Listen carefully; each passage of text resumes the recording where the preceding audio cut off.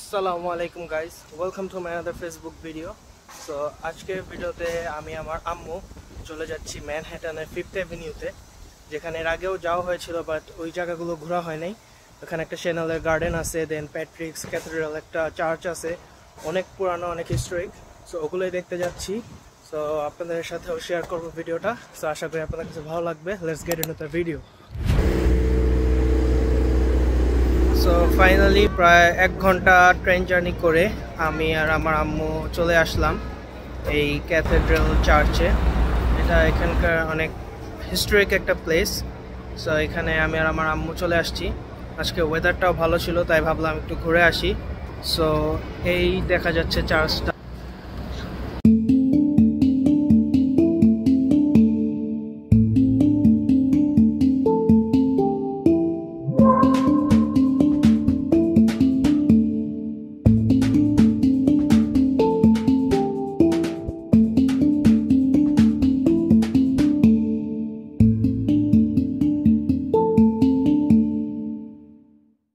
So আমার পিছে যে চার্চটা দেখতে পারতেছেন, আজকে এখানেই আসছিলাম ঘুরতে। সো এই চার্চটার বয়স প্রায় 200 বছরের মতোই হবে। 1878-এর দিকে এটা ওপেন করা হয়, অ্যান্ড এটার কাজ শুরু করা হয় মেবি 1858-এর দিকে। সো এই চার্চটাতেই ঘুরতে আসছিলাম আজকে। সো এটা অনেক হিস্টোরিক্যাল একটা প্লেস এই জায়গার। এটার ভিতরের ভিডিও আমি অ্যাড করে দিয়েছি আমার ভিডিওতে, আপনারা দেখতেই পারবেন। সো এছাড়াও এখানে আরও অনেক হিস্টোরিক বিল্ডিং আছে, লাইক ব্যানানা রিপাবলিক সহ শ্যানেলের আউটলেট, দেন রকফেলার সেন্টারের যে মেইন বিল্ডিংটা, এটাও এখানে। এই বিল্ডিংটাই হচ্ছে রকফেলার সেন্টার, অ্যান্ড এইটাই হচ্ছে সেই চার্চ। সো দেখতেই পারতেছেন অনেক সুন্দর আর্কিটেকচার এখানে।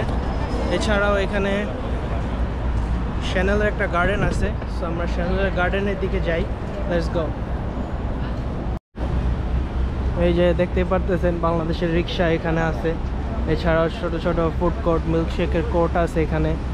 এই রিক্সা, বাংলাদেশের যে রিক্সা এখানেও আছে, সেই আমেরিকার নিউ ইয়র্কের ম্যানহাটনেও বাংলাদেশের রিক্সা পাওয়া যায়। এখানে যত নেম ব্র্যান্ডের শোরুম আছে সব এখানে আছে।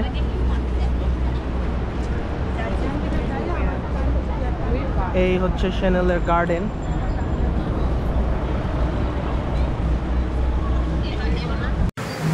তো আমি এখন চলে আসছি রকফেলার সেন্টারের মেইন এন্ট্রান্স, বা যেই জায়গাটা অনেক সুন্দর ওই জায়গাটায়।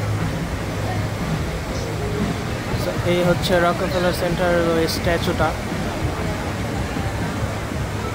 অনেক মানুষ আসছে এখানে।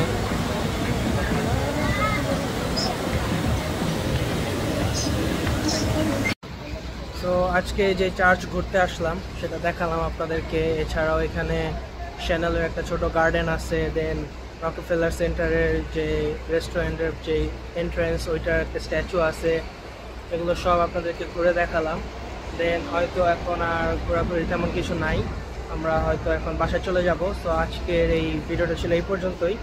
আশা করি আপনাদের কাছে ভালো লাগছে। ভালো লাগলে অবশ্যই আমার চ্যানেলটা ফলো দিয়ে দিবেন এবং লাইক করবেন, কমেন্ট করবেন, শেয়ার করবেন। আল্লাহ হাফেজ, আসসালামু আলাইকুম।